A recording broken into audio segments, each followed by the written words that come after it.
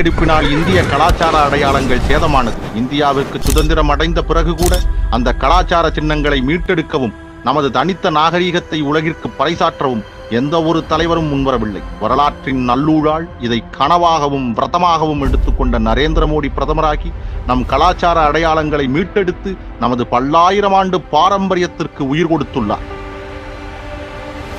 காலத்தை விட மிக பழையது காசி மாநகரம். ஆனால் காசி என்றாலே கங்கையும் அதில் மிதக்கும் பிணங்களும் கலக்கப்படும் கழிவு நீரும் அசுத்தங்களும் மட்டுமே நிறைந்திருக்கும் என்ற பொது புத்தி எங்கும் இருந்தது. அந்த எண்ணத்தை உடைத்து சீரழிந்து கிடந்த இந்திய நாகரிகத்தின் நமது பண்பாட்டு புனிதத்தின் வேரூற்றாகிய கங்கையை பரிசுத்தமாக மாற்றினார் பாரத பிரதமர் நரேந்திர மோடி. கங்கை தாயை மீட் அவளுடைய அரவணைப்பின் கரையில் வீற்றிருக்கும் விஸ்வநாத பெருமானின் ஆலயத்தை சீரமைத்து மாற்றத்தை ஏற்படுத்தினார். விஸ்வநாதர் கோயிலை சுற்றியிருந்த ஆக்கிரமிப்புகளை அகற்றி ஆலயத்தின் பரப்பளவை பழையபடி விரிவுபடுத்தி உலகத்தோர் ஒரு முறையேனும் வந்து தரிசிக்க வேண்டும் என்ற பேரவாவை உண்டு செய்துள்ளார் பாரத பிரதமர் நரேந்திர மோடி.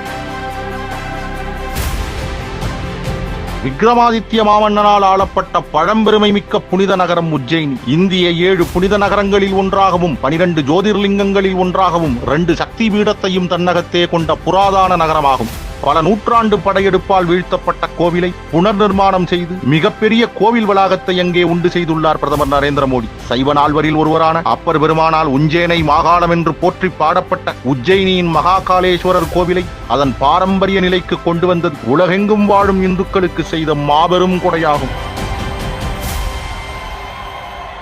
பாரத தேசத்தின் மகா காவியங்களில் ஒன்றான ராமாயணத்தின் நடுநாயகரான அவதார புருஷன் ஸ்ரீ ராமபிரானின் புகழை பறைசாற்ற அவரின் பிறப்பிடமான அயோத்தியில் வரலாற்று சிறப்பு மிக்க பகுதியில் பெரும் கோவிலை உருவாக்கி வருகிறார் நமது பாரத பிரதமர் நரேந்திர மோடி. இந்திய கட்டடக்கலையின் உயர் பாரம்பரியம் மிளிர உருவாகும் இந்த ஆலயம் காலத்தை கடந்து நிலைவரும் என்பதில் ஐயமில்லை. இத்தகைய சிறப்பு வாய்ந்த வரலாற்று முக்கியத்துவம் வாய்ந்த ஆலயத்தின் கர்ப்ப கிரகத்தை அலங்கரிக்கப் போகும் பிரம்மாண்ட மணியானது தமிழகத்தின் தூத்துக்குடி மாவட்டத்தைச் சேர்ந்த தமிழரா உருவாக்கப்பட்டுள்ளது. இந்த மணி ஒலிக்கும் ஒவ்வொரு முறையும் தமிழின் பெருமை எங்கே ரீங்கரிக்கும் என்பது நமக்கு பெருமையே.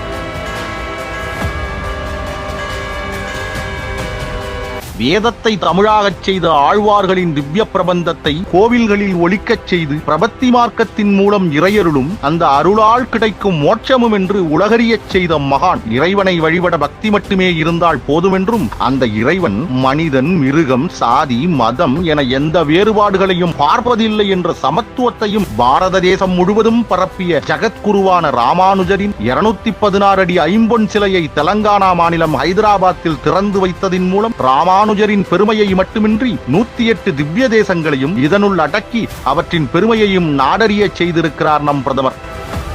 நம் பாரத தேசத்தின் கலாச்சார உணர்வுகளோடு கலந்தது கேதார்நாத். இந்தியாவின் எல்லா பகுதிகளிலும் இருந்து பல லட்சக்கணக்கான யாத்ரீகர்கள் வந்து போகிற புனித பூமி. தேவார பாடல்கள் திருக்கேதாரம் என விதந்தோதுகிற புண்ணிய பூமி. ஆனால் 2013ஆம் வருடம் வரலாறு காணாத பெருவெள்ளம் ஏற்பட்டது. தங்கள் வீடுகளையும் உடைமைகளையும் இழந்த மக்களின் நிலையை கண்டு பெரும் துயருற்ற நம் பாரத பிரதமர் நரேந்திர மோடி அன்று குஜராத் முதல்வராக இருந்தார். இந்த பெருவெள்ளத்தால் ஏற்பட்ட இழப்பிலிருந்து கேதார்நாத் மீண்டு வருமென தன் உள்ளுணர்வு சொல்வதாக மக்களுக்கு நம்பிக்கையூட்டினார். அதோடு நில்லாமல் பிரதமராகி அதை செய்தும் காட்டினார். இந்த மறுசீரமைப்பின் அடையாளமாக தென்னிந்தியாவில் பிறந்து தமிழை தாய்மொழியாக கொண்ட ஜகத்குருவான ஆதிசங்கரின் திருவுருவச் சிலை அங்கே நிறுவப்பட்டது.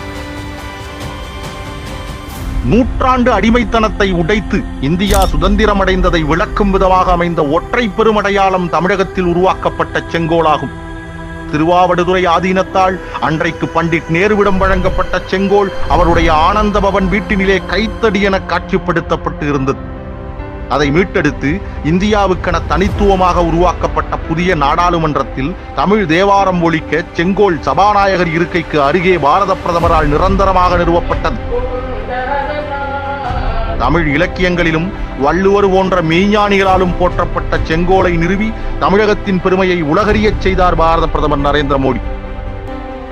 காசிக்கும் தமிழகத்திற்குமான பந்தம் மிக மிக ஆழமான. காசிக்கும் தமிழகத்திற்குமான உறவின் முழு வீச்சை நமது மூதாதையர்களே உருவாக்கியுள்ளார். வடக்கே உள்ள காசி விஸ்வநாதரை தென் தமிழகத்தில் தென்காசி என்ற பெயரில் கோவில் கட்டி எழுந்தருளிவித்தது ஜடாவர்மன் பராக்கிரம பாண்டியன். அதிவீர ராமபாண்டியன் காசி காண்டம் என்ற செய்யுள் நூலை இயற்றினார். தமிழக இந்துக்களுக்கு காசியும் வட இந்திய இந்துக்களுக்கு ராமேஸ்வரமும் கலாச்சார பரிமாற்றம் நிகழ்த்தும் புனித நகரங்களாக விளங்குகிறது. இதில் காசியில் தமிழ்ச் சங்கமம் நடத்தி தமிழர்களின் இந்திய கொடையை உலகத்திற்கே தெரியும் விதம் பாரத பிரதமர் பேசினார், போற்றினார். இது நமக்கு பெருமையே.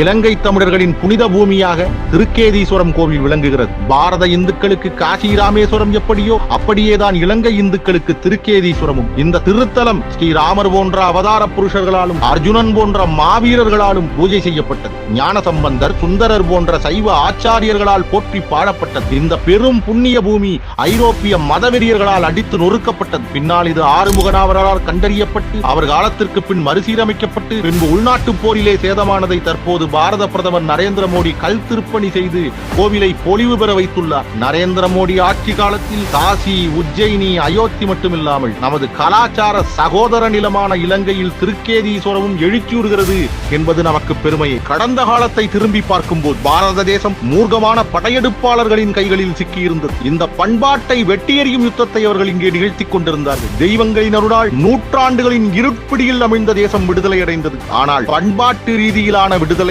தற்போது நரேந்திர மோடியால் தான் கிடைத்துள்ளது. காலத்தால் வரையறுக்க முடியாத நமது புனித தலங்களை இந்த நூற்றாண்டிலும் அறுபடாத மரபுகளோடு மீட்டெழுப்புகிறார் பிரதமர் நரேந்திர மோடி. மோடியின் ஆட்சி காலத்தில் நமது பல்லாயிரம் ஆண்டு தர்மம் அதன் ஒளிவீச்சு குறையாமல் அரியணை ஏறியுள்ளது.